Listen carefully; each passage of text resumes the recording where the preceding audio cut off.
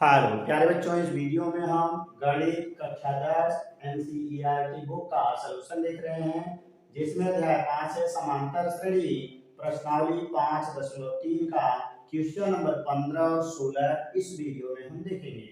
पीछे की वीडियो में हमने प्रश्न संख्या 12, 13, 14 देखा, यहाँ 15 और 16 देखेंगे। तो अगर आप पीछे का वीडियो न देखे हों तो आप डिस्क्रिप्शन में जाकर के या चैनल में जाकर देख सकते हैं। तो आइए हम प्रश्न संख्या 15 को लेते हैं। तो 15 में क्या दिया है कि निर्माण कार्य से संबंधित किसी ठेके में एक निश्चित तिथि के बाद कार्य को विलंब से पूरा करने के लिए जुर्माना लगाने का प्रावधान इस प्रकार है।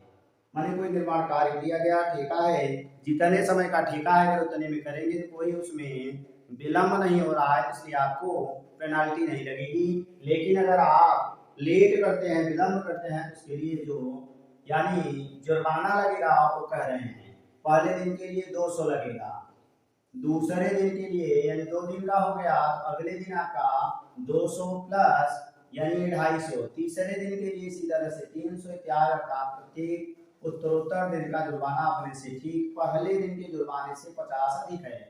एक ठेकेदार को जुर्माने के रूप में कितनी राशि अदा करनी पड़ेगी यदि वह इस कार्य को 30 दिन का विलंब कर देता है। तो यहाँ आ जाएंगे, हम श्रेणी लिखेंगे। हल में हमें क्या मिलेगा, पहले श्रेणी में पहला मान 200 दिया है, अगले दिन 250 हो गया, फिर हमारा 300 बना डाटा। अब करा 30 दिन तो 30 पद इसमें कुल होंगे। अगर हम बात करें ए बराबर 200 मिल जाएगा। अगर हम बात करें डी बराबर तो 250 में से 200 घटाएंगे तो 50 आएगा। फिर अगर हम बात करें यानी यन बराबर तो यन बराबर हमें 30 मिल जाएगा। अब टोटल का योगफल चाहिए तो यस यन बराबर हमारा जो सूत्र होता है यन by 2 A plus N minus 1 into D होता है। तो यहाँ जाएंगे 30 दिन विलंब किया है तो यस 30 निकालना है तो 30/2 2 गुणे ए माने हमें यहाँ मिला है 200। फिर आगे आ जाएंगे प्लस यानी 30 माइनस 29 इंटू डी माने घटाए हैं तो 50 रुपए मिला है। सर यहाँ 200 है, 50 रुपए मिला है तो यहाँ 50 रख देंगे, 2 से काट देंगे तो 15 आ जाएगा 2 से, और यहाँ 2 दूनी 400 बन गया, 0 मिला, 5 9 45 4 और 5 दूनी 10 4 14 हो गया, दोनों जोड़ देंगे तो 14 4 18 बन जाएगा। तो 15 गुणे 18 50 बना, तो 15 शून्य 0, 15 पचे 75, 7 मिला, 15 ठीक 20 27, 12 से लगा 15 का 15 जो 17 27, हमारा आंसर हो जाएगा 27,850। यही से जुर्माना के रूप में राशि देनी होगी। ये रहा हमारा क्वेश्चन नंबर 15। आगे आ जाते हैं प्रश्न संख्या हम 16 ले लेंगे। तो 16 में क्या दिया है,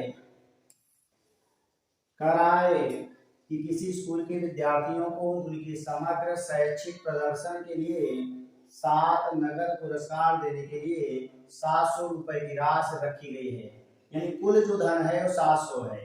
इसका मतलब अगर हम बात करें हल तो कुल योगफल जो यशयन दिया है वो 700 दे दिया है।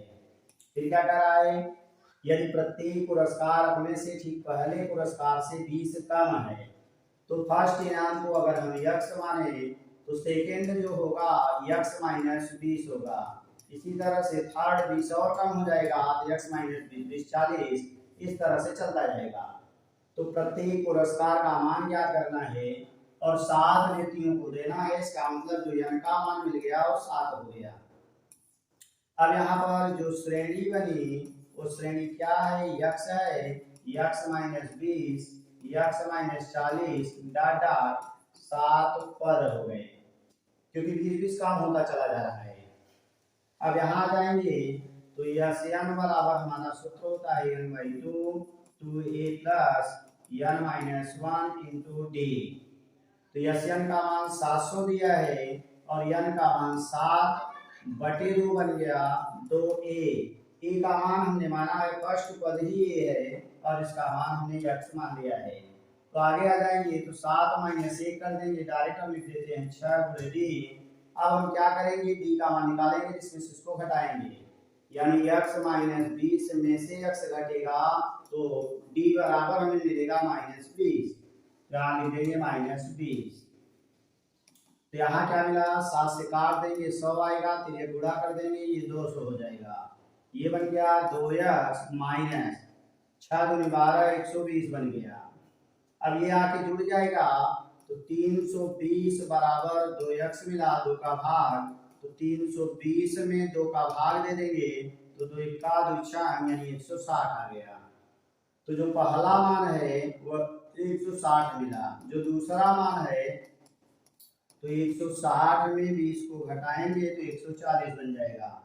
इसी तरह से तीसरा निकालेंगे तो 140 में से 20 घटाएंगे तो हमें मिल जाएगा 120। इस तरह से हमें जो यानी इनाम की राशि